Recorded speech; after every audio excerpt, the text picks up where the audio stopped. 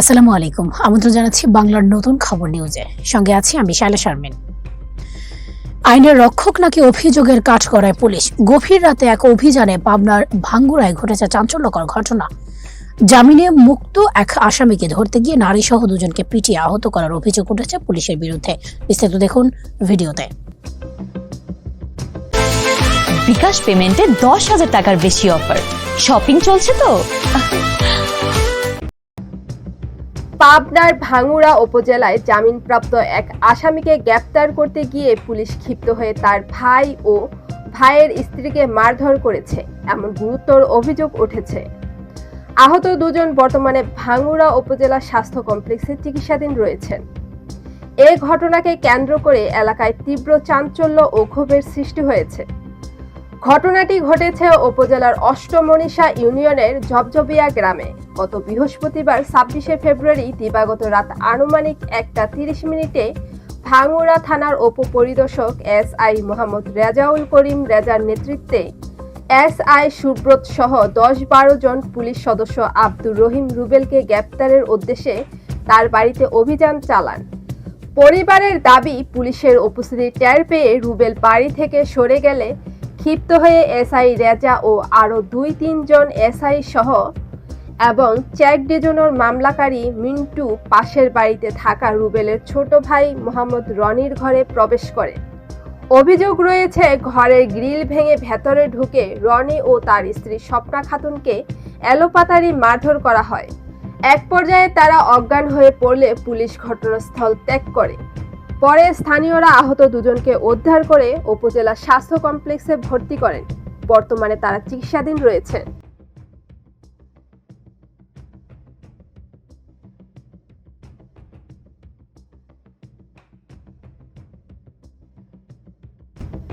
পরিবার সূত্রে জানা গেছে, কয়েকদিন আগে রুবেলের বিরুদ্ধে পাবনা বিজ্ঞ আদালতে মন্টু আলী নামে এক ব্যক্তি চেক ডিজনুর মামলা দায়ের করেন।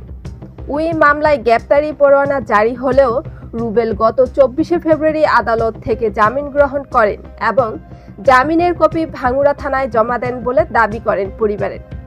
আহত পরিবারের অভিযোগ, পরোয়ানা জারির পর রুবেল পলাতক থাকাকালে তাকে গ্রেপ্তারের নামে পুলিশের পক্ষ থেকে অনৈতিক দাবি করা হয়েছিল। সেই দাবি পূরণ না করে আদালত থেকে জামিন নেওয়ার ক্ষোভ থেকেই এই হামলা চালানো হয়। এ বিষয়ে উপজেলা জামায়াতে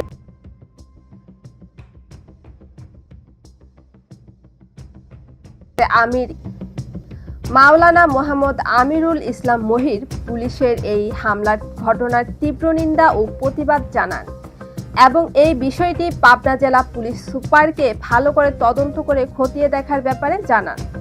তবে অভিযোগ অস্বীকার করেছেন ভাঙ্গুড়া থানার officer incharge OC Mohammad Mustafizur Rahman. তিনি বলেন,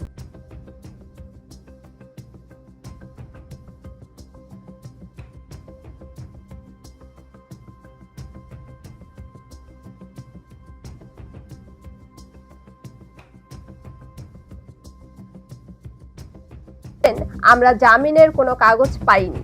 প্রতিদিনের মতো আসামি ধরতে রুবেলের বাড়িতে যাই। পরিবারের লোকজন তাকে পালাতে সহযোগিতা করে এবং পুলিশের সঙ্গে অসদাচরণ করে। এ সময় 2 জন পুলিশ সদস্য আহত হন এবং তারা উপজেলা স্বাস্থ্য কমপ্লেক্সে প্রাথমিক চিকিৎসা নিয়েছেন।